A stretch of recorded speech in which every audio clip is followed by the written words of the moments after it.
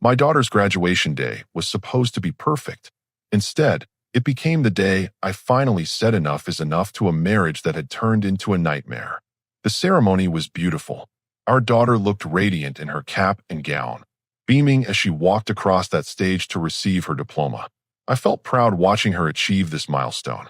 22 years old, top of her class, with her whole future ahead of her. This was her moment, and I was determined not to let anything ruin it. My wife had other plans. She showed up with her two feminist book club friends in tow, the same women who had been filling her head with toxic ideas for months. They clustered together like a pack of hyenas, whispering and giggling throughout the entire ceremony. While other parents focused on their children's accomplishments, my wife was more interested in impressing her radical friends than celebrating our daughter. During the reception, things got worse.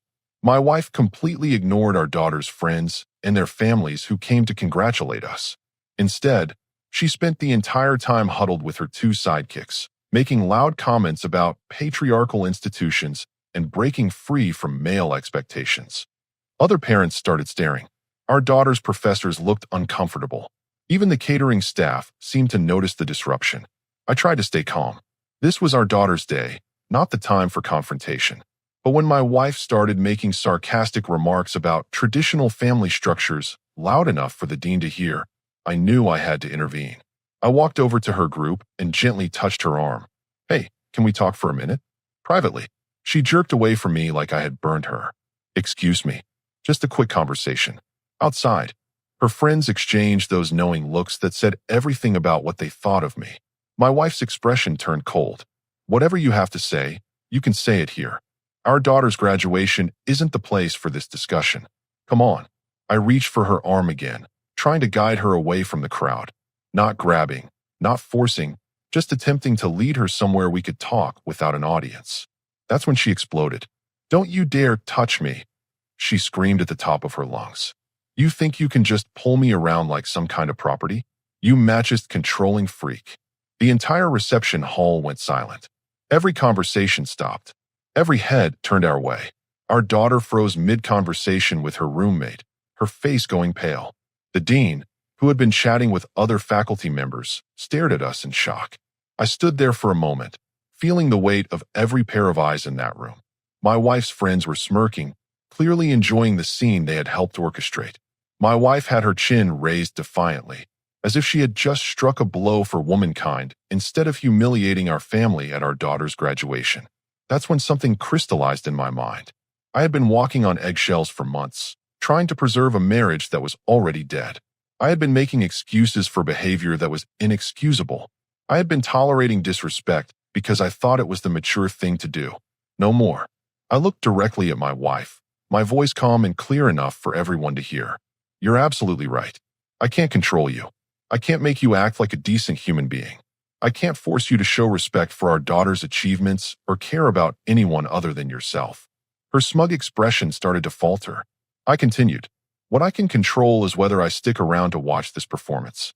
So congratulations. You just got exactly what you wanted. Your independence." The color drained from her face. "What are you talking about?"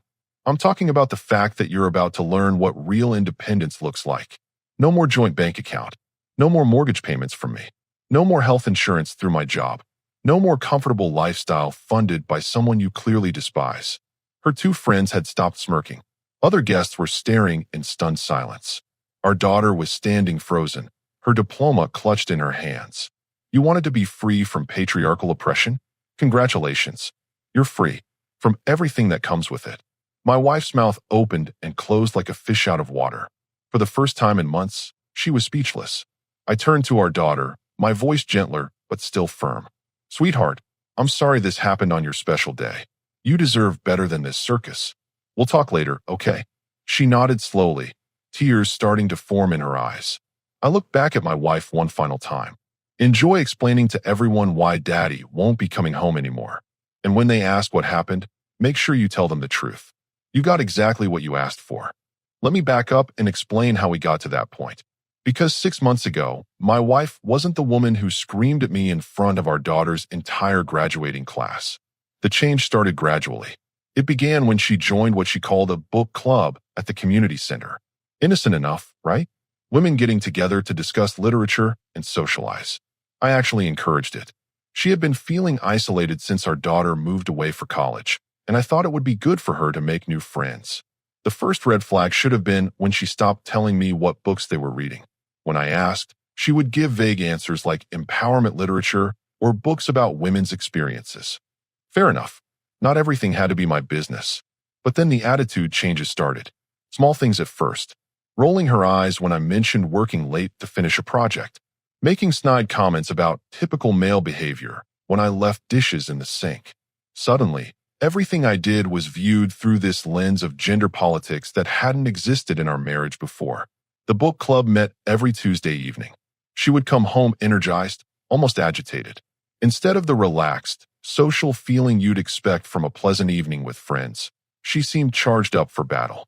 She would make cutting remarks about our neighbors, our friends, even my family, always framed as opening her eyes to how oppressive everyone apparently was. I tried to be supportive. When she announced she wanted to go back to school at 43 to reclaim her intellectual independence, I said great. When she complained that I didn't do enough household chores, I stepped up and started doing more.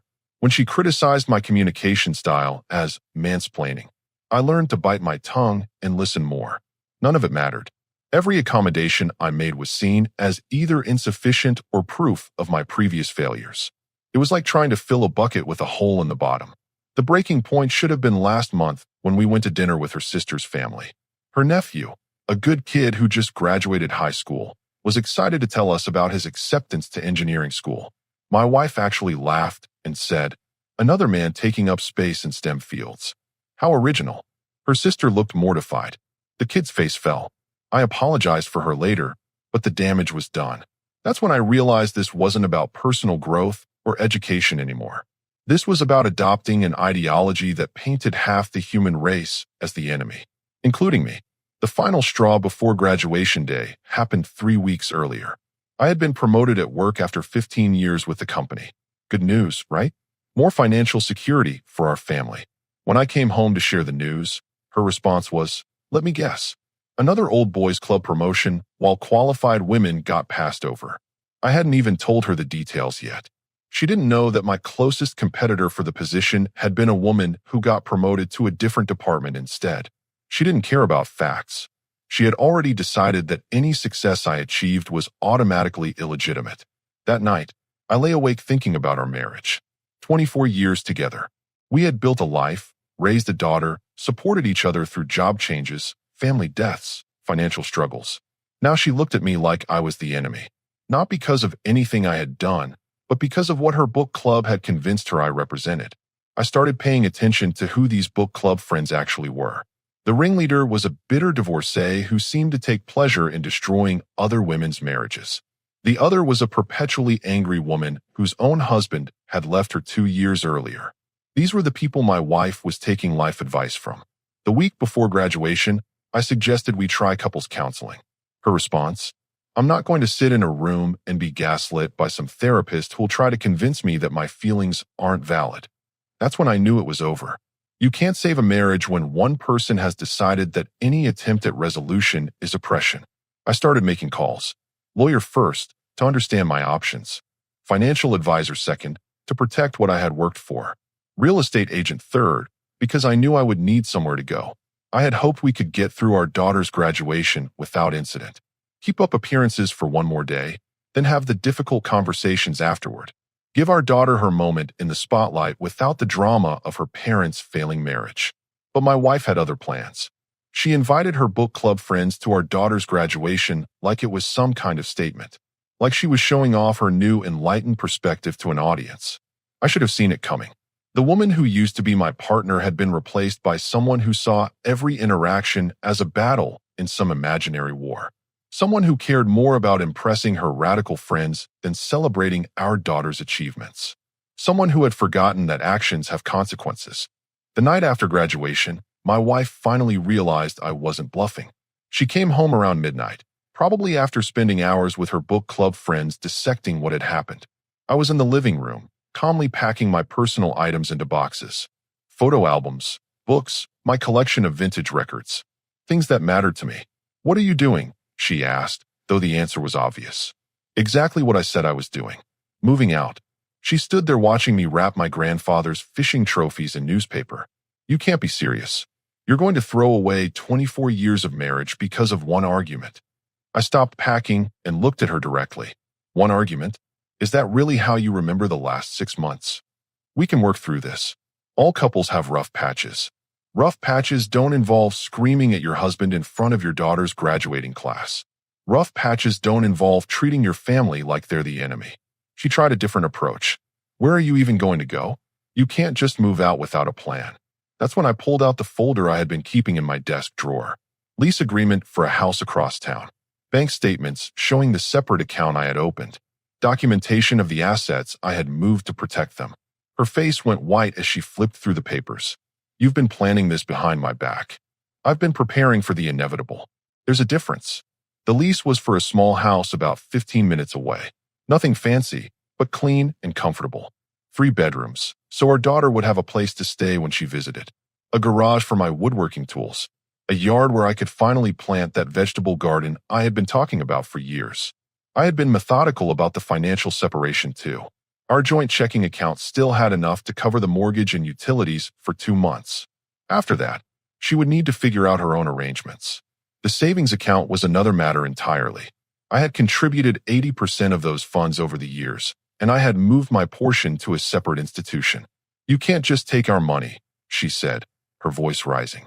I can take my money. The lawyer was very clear about that. Everything I earned before marriage and everything I can prove I contributed during marriage is mine to protect. Lawyer. Her voice cracked. You talked to a lawyer? Of course I talked to a lawyer.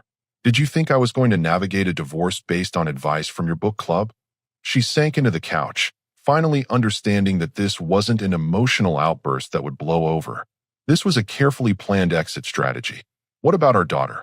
You're going to destroy her family. Our daughter is 22 years old. She's not a child who needs her parents to stay together for her sake. And frankly, after what she witnessed today, she probably understands why this marriage is over.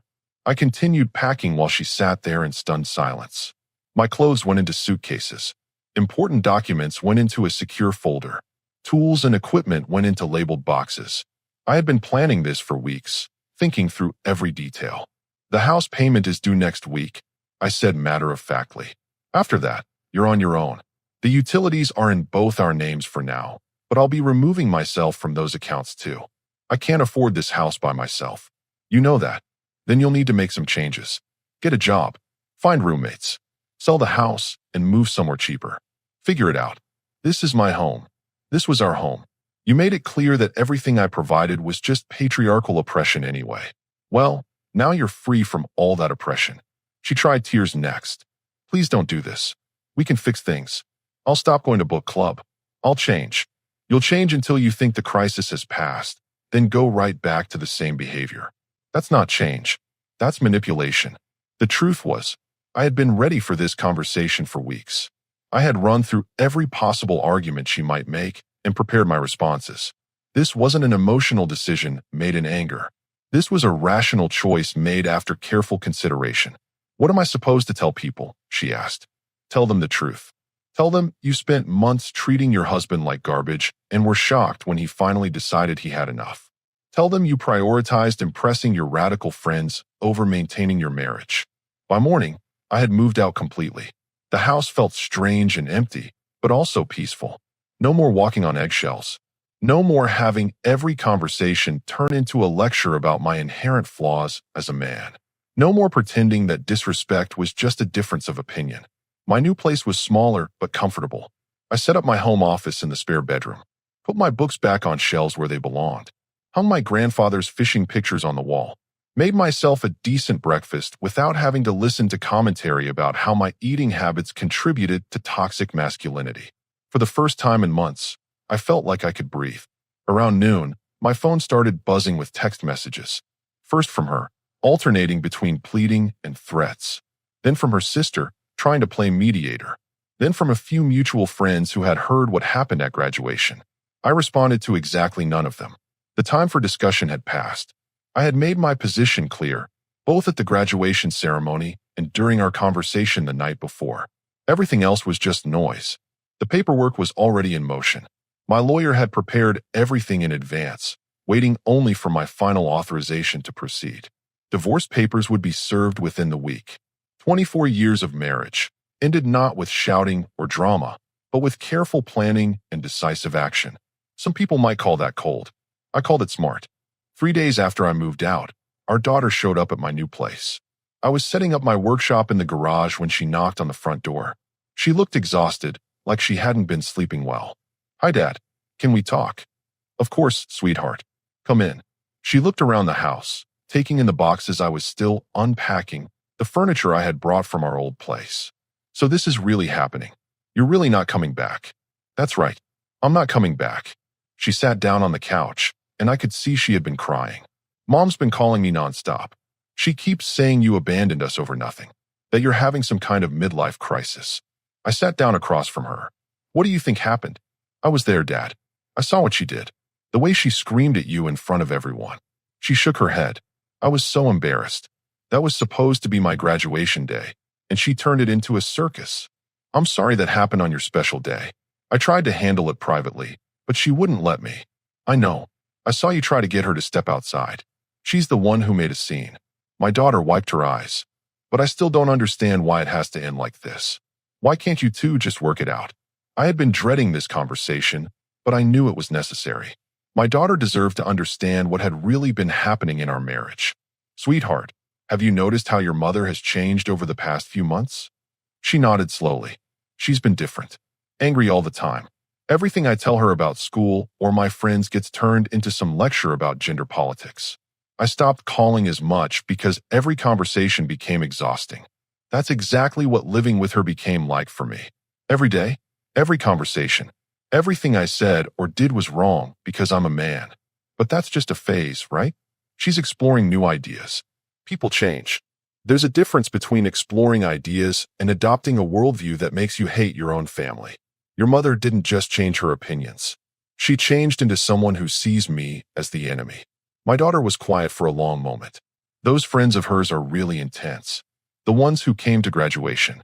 I tried to talk to them at the reception, and they kept making comments about how I was lucky to escape the patriarchal household or something. It was weird. Those are the people your mother has been taking advice from. Women who are bitter about their own failed relationships and want to destroy everyone else's. So you're just giving up? After 24 years. This was the hard part. Sweetheart, I didn't give up. I tried everything. I tried being more supportive. I tried doing more around the house. I tried listening to her concerns and addressing them. Nothing worked because the problem wasn't anything I was doing. The problem was that she had decided I was the enemy.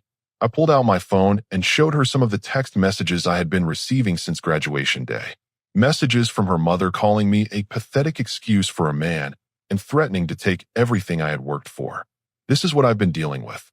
Not just the public humiliation at your graduation, but months of this kind of treatment.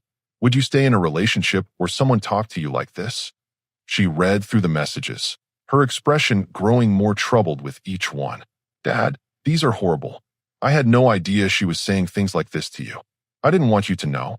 I tried to protect you from the ugliness.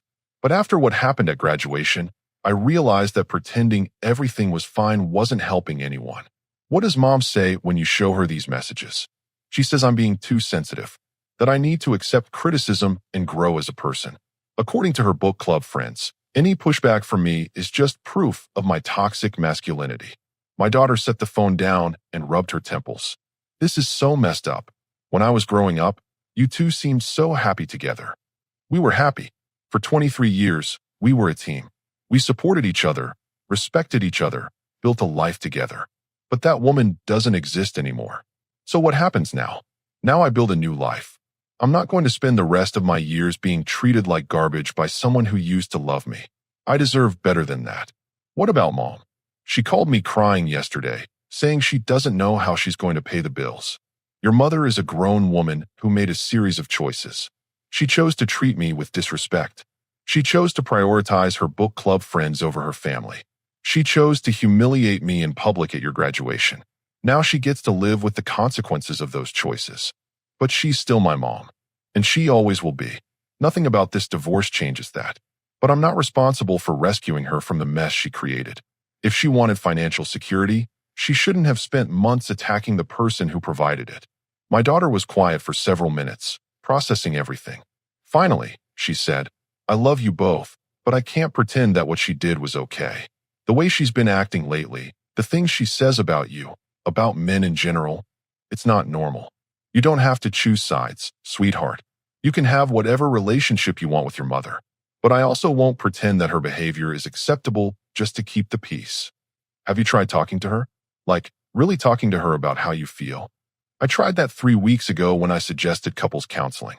She said therapy was just another tool of the patriarchy designed to gaslight women into accepting abuse.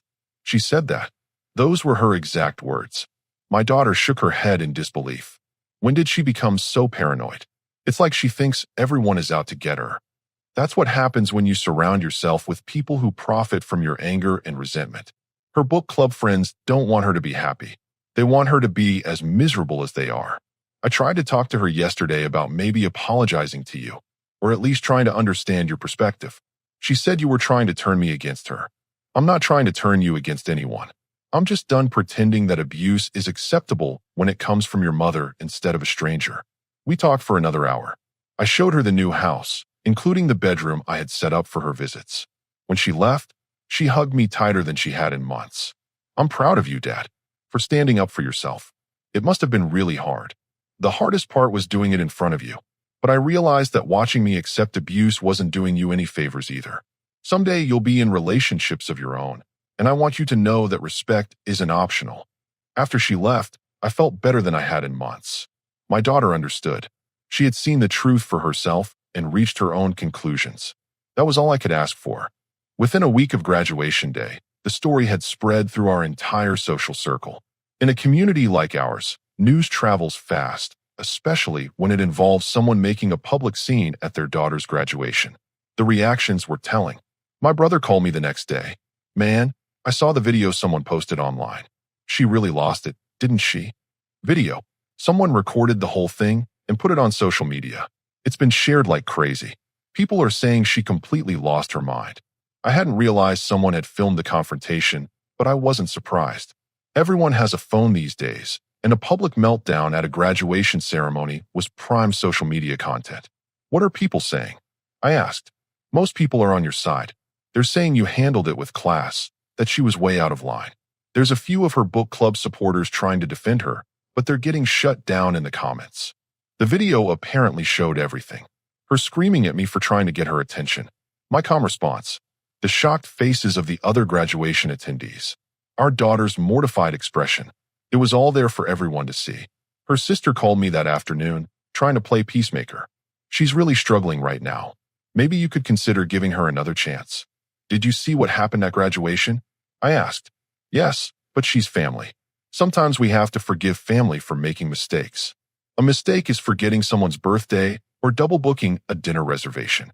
Publicly humiliating your husband at your daughter's graduation while calling him a controlling machist isn't a mistake. It's a choice." She says those women from her book club have been filling her head with crazy ideas. Maybe if she stops seeing them. She's a grown woman who chose to adopt those ideas. Nobody forced her to treat me like garbage for 6 months. Nobody made her prioritize impressing her radical friends over her own family. Her sister went quiet. She had witnessed some of the behavior firsthand during family gatherings. She knew I wasn't exaggerating. The most interesting reactions came from our mutual friends. People started reaching out to share their own observations about my wife's recent behavior. Apparently, I wasn't the only one who had noticed the change. Our neighbor mentioned that my wife had lectured her husband about male privilege when he offered to help carry groceries from her car. It was so awkward. He was just being polite, and she made it into this whole feminist manifesto. A guy from my poker group said his wife had stopped inviting my wife to their gatherings because she kept turning every conversation into a debate about gender politics. She couldn't even discuss a movie without making it about the patriarchy. It was exhausting. My wife's former tennis partner called to tell me she had quit their doubles team after my wife spent an entire match criticizing the male referee's calls as unconscious bias. I just wanted to play tennis, not attend a political rally. The picture that emerged was clear. My wife had been alienating people left and right with her new radical worldview. The graduation incident wasn't an isolated outburst. It was the culmination of months of increasingly extreme behavior. Meanwhile, her book club friends were nowhere to be found.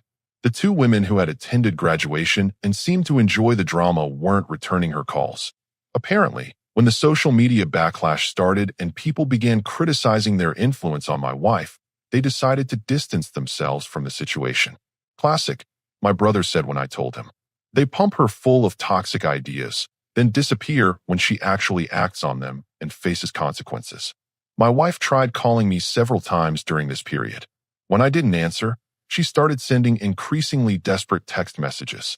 Everyone is turning against me. My own friends won't talk to me. People are saying horrible things about me online. You've destroyed my reputation in this town. I didn't respond to any of them. She had made her bed at that graduation ceremony. Now she had to lie in it. Our daughter called me after visiting her mother. Dad, she's really falling apart. She hasn't been eating much, and the house is a mess. She keeps saying everyone has turned against her. What do you think about that? I asked.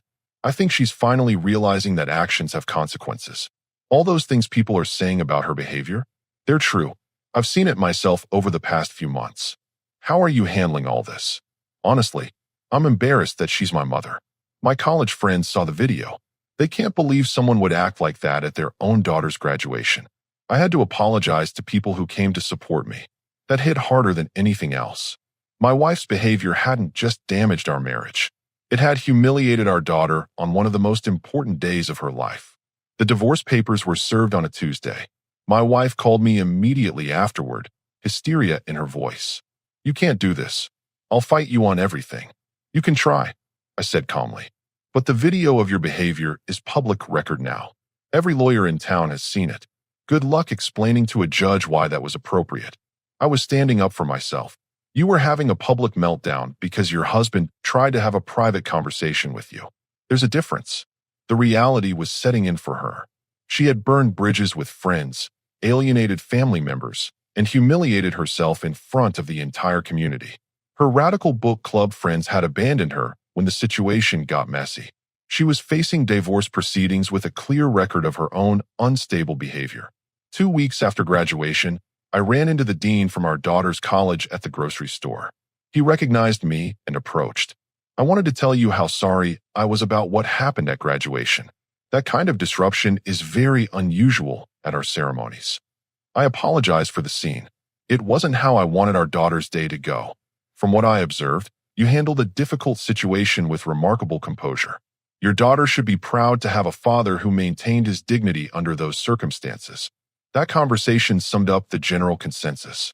People had seen what happened, and they had drawn their own conclusions. My wife had expected support for her brave stand against patriarchal oppression. Instead, she had received judgment for disrupting her daughter's graduation with an inappropriate public outburst. The social consequences were swift and decisive. When you humiliate yourself in front of an entire community, that community remembers. When you treat your family with disrespect in public, people notice. When you prioritize radical politics over basic human decency, others judge accordingly. My wife had gotten exactly what she asked for: independence from the oppressive systems that had been supporting her. Unfortunately for her, those systems included not just her marriage, but her entire social network. 6 months later, the divorce was finalized. Clean, efficient, decisive. My wife had tried to fight the settlement, claiming she deserved half of everything because she had sacrificed her career for the marriage. The judge wasn't impressed, especially after reviewing the video evidence of her graduation day meltdown and the documentation of her behavior leading up to it. She got the house, but with the mortgage payments that came with it. She kept her car, but lost the insurance coverage through my job. She received a modest alimony payment for 2 years, enough time to get her life together, but not enough to maintain the lifestyle she had grown accustomed to. The book club disbanded after 3 of the members' marriages ended in divorce. Apparently, encouraging women to view their husbands as enemies isn't a sustainable model for lasting relationships. My wife had to get a job at a local retail store. The same woman who had lectured everyone about independence and breaking free from patriarchal support systems was now working 40 hours a week for minimum wage, struggling to pay bills she had never worried about before. Our daughter graduated from law school and moved closer to my new place. She visits her mother occasionally, but their relationship remains strained. Turns out, constantly criticizing your daughter's father and blaming him for all your problems doesn't foster a healthy parent-child bond. She still doesn't take responsibility for any of it. Our daughter told me during one of our weekly dinners. She acts like you ruined her life by leaving, not like she drove you away with her behavior. I had built a good life for myself. The house had become a home. I joined a woodworking club, started dating a kind woman who treated me with respect, and rediscovered what it felt like to have conversations that didn't turn into political lectures. My ex-wife tried reaching out a few times over the months, usually when she was struggling with bills or needed help with something around the house. I didn't respond. She had made it clear that my contributions were unwanted oppression. I was simply respecting her wishes for independence. The last I heard, she was considering moving to a smaller apartment across town. The house had become too expensive to maintain on her retail salary, and she couldn't find anyone willing to be her roommate after word spread about her difficult personality. Sometimes people ask if I regret how things ended. The answer is simple: no. I regret that it took me so long to stand up for myself. I regret that our daughter had to witness her mother's breakdown at graduation.